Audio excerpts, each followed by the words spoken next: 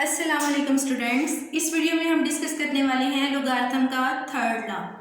तो देखिए स्टेटमेंट क्या कहता है, log of m raised to power n to the base a is equal to n log of m to the base a।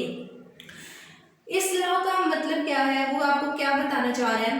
कहता है कि जब किसी नंबर का लॉग हो और उस नंबर के ऊपर पावर दी हो, ठीक है, तो पहले आप उस नंबर की पावर लेके बाद में उसका लॉग ले लो, या फिर आप ऐसा करो कि पहले उस नंबर का लॉग लेके बाद में आप उसको जो पावर है उससे मल्टीप्लाई कर लो। दोनों सिचुएशन में आंसर सेम आएगा, ठीक है। अब हम देखते हैं कि इस लॉ को हमने प्रूव कैसे करना है।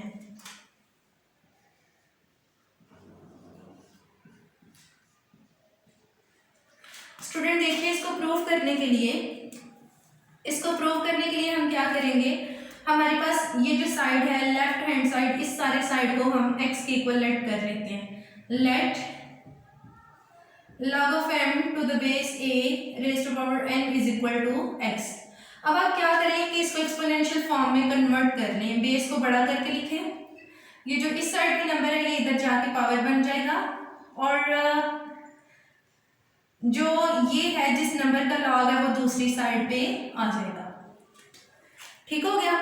इसको हम कह लेते हैं इक्वेशन नंबर 1। इसको हमने इक्वेशन नंबर 1 कह लिया। अब देखिए, अब हमने पावर को इग्नोर कर देना है और ये जो बाकी का सारा पार्ट है, पावर को छोड़ के जो बाकी का पार्ट है, अब इसको हमने वायलेट करना है।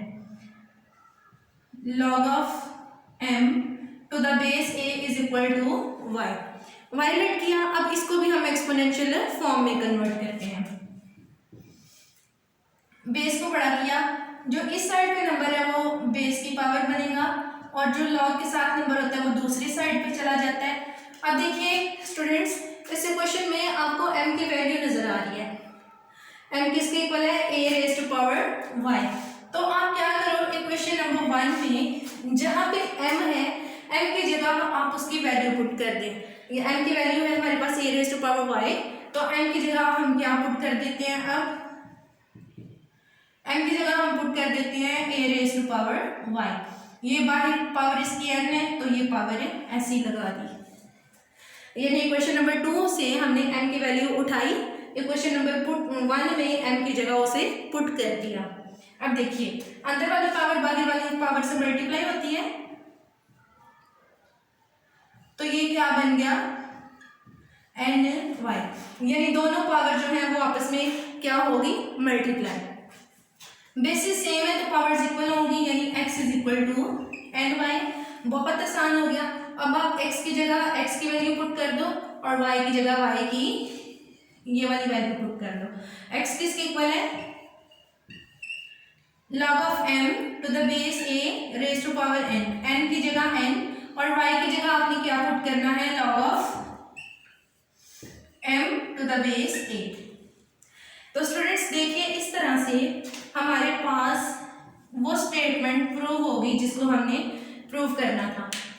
यही स्टेटमेंट थी, ठीक है, इसको हमने प्रूव करना था। देखिए कितना सिंपल सा इसका प्रूव है, आपको इसकी समझ आ गई होगी। अब हम स्टार्ट करते हैं फोर्थ वाला लॉ।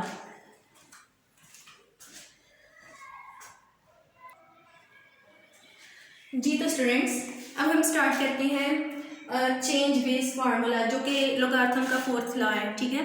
इसको पहले प्रूव करते हैं, देखते हैं कि इसको किस तरह से प्रूव करना है। उसके बाद मैं इसका रोल आपको बताऊंगी कि ये कहाँ पे यूज़ होता है, ठीक है, हमें हेल्प आउट करेगा क्वेश्चन को सॉल्व करने में।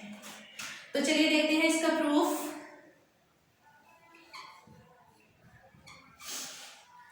स्टूडेंट, इसको प्रूव करने के लिए आपने क्या करना है, ये वाली टर्म है log of n to the base b, इसको आप x लेट करो। Let x is equal to log of n to the base b।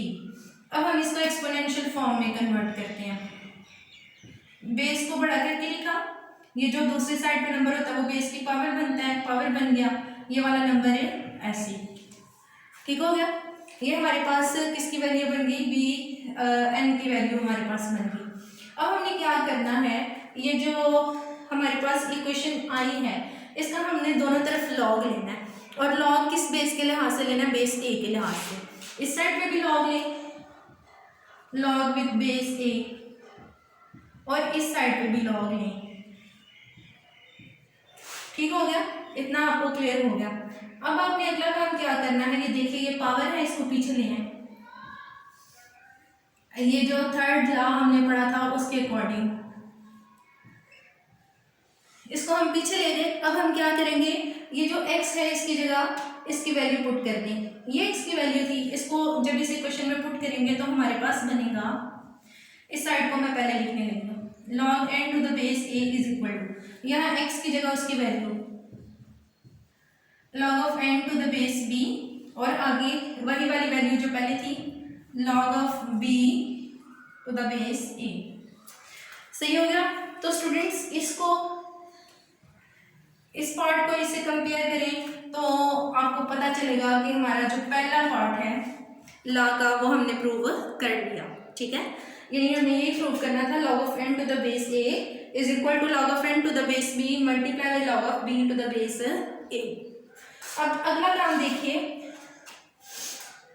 इस हिस्से को प्रूव करने के लिए हम क्या करेंगे, इस इक्वेशन में जहां जहां पे n है वहां वहां पे हमने a पुट कर देना है। इस इक्वेशन में log ऑफ a, n की जगह क्या पुट करेंगे a, और बेस की जगह a। यहाँ पे भी n की जगह क्या पुट कर लेंगे a, base b, log of b to the base a। अब आपको पता है कि ये किसके इक्वल होता है, 1 के, तो यहाँ पे हमने क्या लिख दिया 1। यहाँ पे हमारे पास log of a to the base b multiply by log of b to the base a। ठीक हो गया। अब देखिए स्टूडेंट्स, आपने करना क्या है, यहाँ से आपने वैल्यू बनानी है, ये नीचे वाली वैल्यू जो है ये आपने बनानी है, इसकी वैल्यू बनाए log of b to the base a। इसको ऐसे ही रहने दें, ये जो वैल्यू है ये इस साइड पे आगे 1 से क्या हो जाएगी, divide log of a to the base b। अब स्टूडेंट्स आपने क्या करना है, इस इक्वेशन में log of b to the base a जो है इसकी जगह ये वैल्यू पुट कर देंगे हम, log of a to the base b put करें तो ये आपके पास फर्दर आएगा log of n to the base a, ये log of n to the base b as it is, और इसकी जगह हम क्या लिखेंगे, ये इसकी value 1 over log of a, log of a to the base b। अब ये वाली वैल्यू 1 से मल्टीप्लाई हुई तो ये बटे के ऊपर चली गई, log of n to the base b divide किससे हो गया, log of a to the base b से, और इस साइड पे हम इसी वैल्यू को लिख देंगे। तो स्टूडेंट ये हमारे पास जो हमारे लॉ का सेकंड पार्ट था उसको भी हमने प्रूव कर लिया। ठीक हो गया।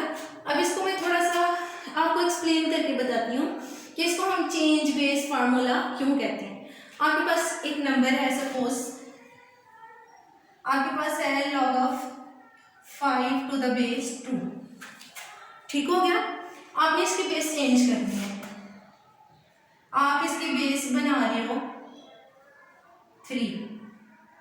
ठीक है, तो आपको क्या करना होगा, इस बेस का आपने log मल्टीप्लाई करना साथ बेस का log, यानी इस बेस को नंबर बना लेना है।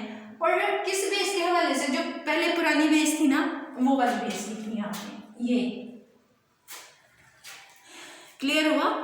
क्या करना है आप लोगों ने, जो नंबर है वो वैसे ही उसकी बेस चेंज कर दो, जो नई बेस आप बनाना चाह रहे हैं वो वाली बेस, और साथ में आपने क्या करना है, मल्टीप्लाई किससे करना है, जो बेस है उसका log, और log किस बेस के लिहाज से, जो पहले वाली बेस थी उसके लिहाज से।